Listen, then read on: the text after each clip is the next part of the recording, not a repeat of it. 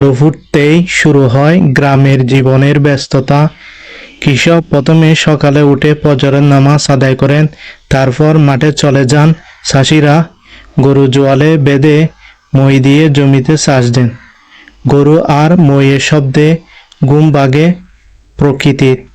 চাষ শেষে গরুকে পরিষ্কার করে গোসল করিয়ে দেয় চাষিরা, যেন তার প্রিয় সঙ্গীর যত্ন কোনো ত্রুটি না থাকে। এর শুরু হয় ধানের চারা রোপণের কাজ, বিশেষ করে চট্টগ্রামের ভাষায় যাকে বলে জ্বালা রোপণ। পুরুষরা দল বেঁধে পানি ভরা জমিতে রোপণ করে সবুজ চারাগুলো।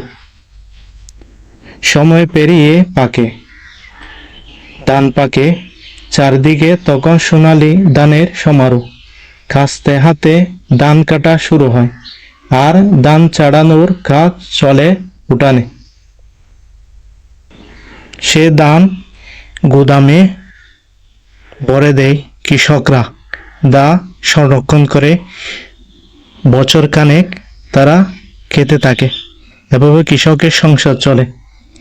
বিকালে কাজ শেষে ছোট ছেলেরা জড়ো হয় খেলায়। টাইলস আর বা ইটের টুকরো একটার উপর একটা বসিয়ে খেলে এক মজার খেলা। এভাবে চলে ছোট ছেলেদের জীবন। কখনো আবার তারা খেলে হরেক রকমের খেলা, হাডুডু, ফ্রি ফায়ার থেকে শুরু করে এখন জীবনের এভাবে চলে।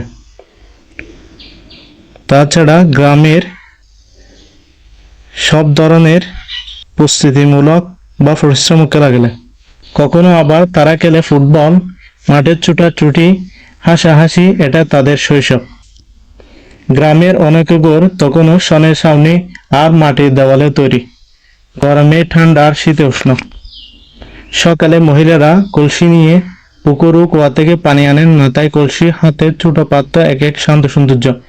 পুকুরে তখন জেলেরা মাছ ধরেন, জাল টেনে টেনে তুলে আনেন টাটকা মাছ।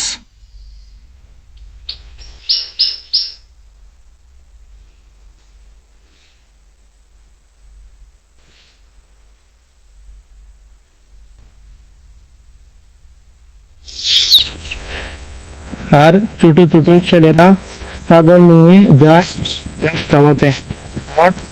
গাছ সবুজ মাঠে চলে তাদের একসাথে চলার ফাঁকে খাওয়ানো